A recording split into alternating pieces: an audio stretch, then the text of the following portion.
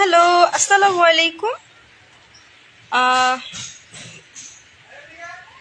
আজকে আমি আজকে আমি এসছি আমার জমি, যেটা গোডাউন হিসেবে রেন্ট দিব বলেছিলাম।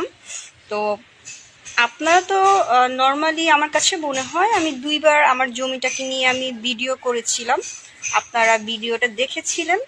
তো আজকে আমি ভাবলাম যে আমার জায়গাটা তো অনেক আহ, ঘাস হয়ে গেছে, আগাছা যে ঘাস বলে না, এগুলো আমি ক্লিন করবো। ভাবলাম যে আমি আজকে ক্লিন করে ফেলি আমার যে আগাছাগুলো আছে। তো এই ঘাসগুলো আজকে সকাল 5টায় ঘুম থেকে উঠেছি।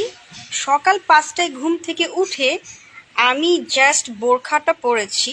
বোরখা পরে গাড়িতে উঠে আমি এসছি এখানে কয়টায়, 6:30।